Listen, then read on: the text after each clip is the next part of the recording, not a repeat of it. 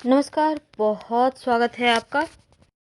देवगुरु बृहस्पति का 22 अप्रैल को मेष राशि में प्रवेश हो गया है और 1 मई 2024 तक मेष राशि में ही गुरु रहेंगे।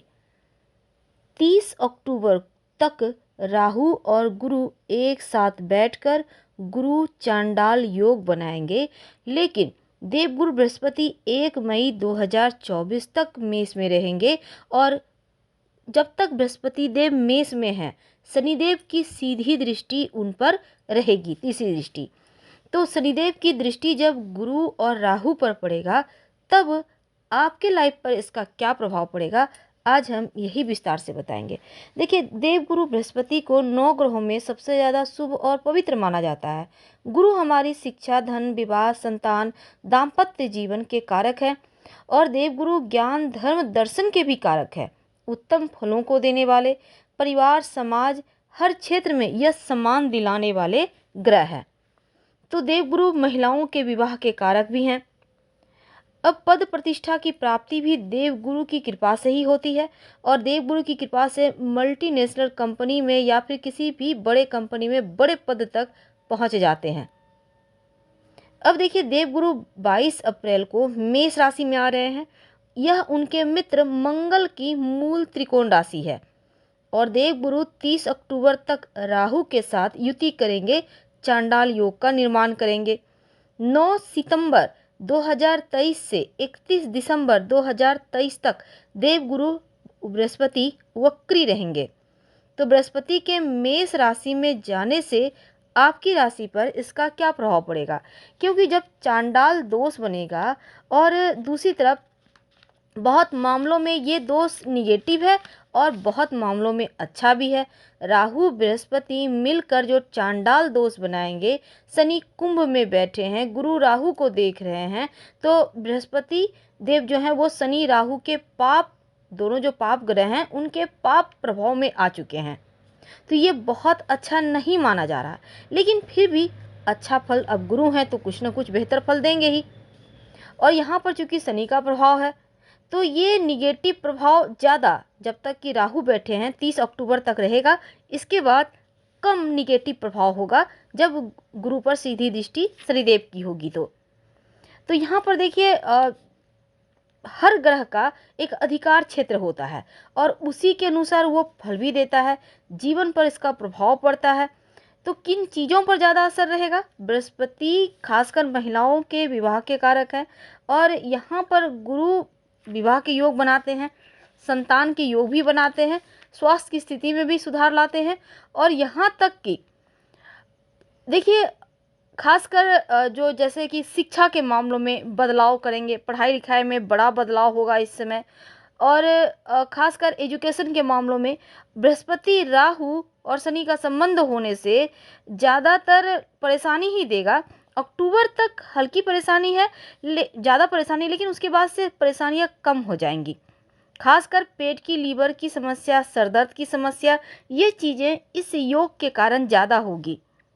बृहस्पति यहाँ पर राशि परिवर्तन करने से ज़्यादा निगेटिव हो गए हैं और शनि की दृष्टि के कारण ज़्यादा नकारात्मक हो गए हैं।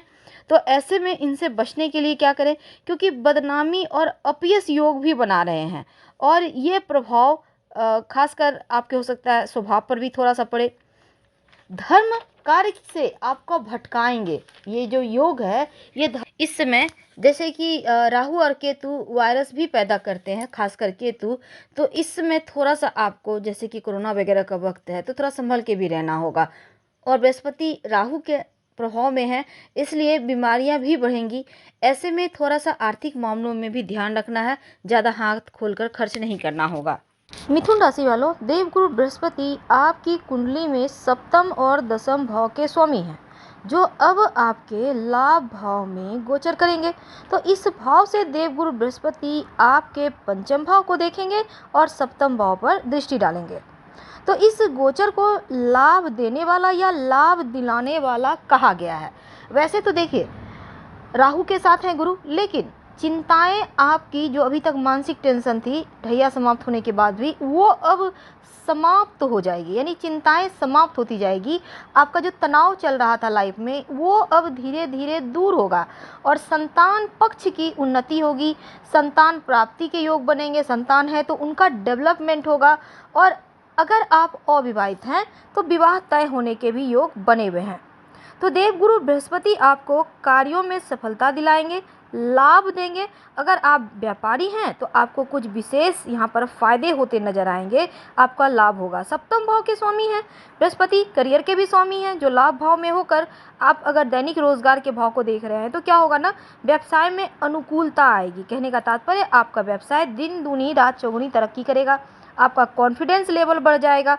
जब सब कुछ अच्छा होता है तो कॉन्फिडेंस तो बढ़ता ही है, लेकिन आपको अहंकार से बचना होगा, क्योंकि सब दिन एक समान समय नहीं रहता। तो थोड़ा अहंकार से बचिएगा, ये नहीं कि सब कुछ अच्छा हो रहा है तो अहंकार आ गया, ऐसा भूल कर भी ना करें।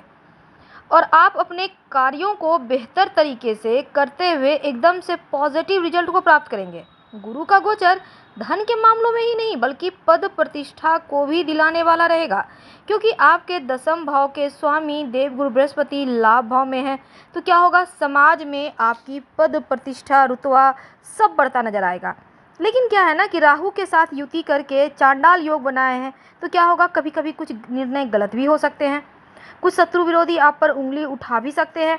तो मिली जुली चीज़ें यहाँ पर कुछ कुछ होंगी, लेकिन इन चीज़ों से, इन असफलताओं से हतोत्साहित ना कर हो, लेकिन और ओवर कॉन्फिडेंस में आकर गलतियों को करने से भी बचें। दूसरी बात, विवाह तो तय होगा ही, साथ ही आपकी आर्थिक स्थिति में लगातार सुधार होगा। लेकिन इस पीरियड में पूजा उपासना करें। आप जो भी भगवान को मानते हैं, धर्म को मानते हैं, नियमित रूप से पूजा पाठ करते रहें ताकि और भी ज़्यादा शुभ फल आपको प्राप्त होता रहे।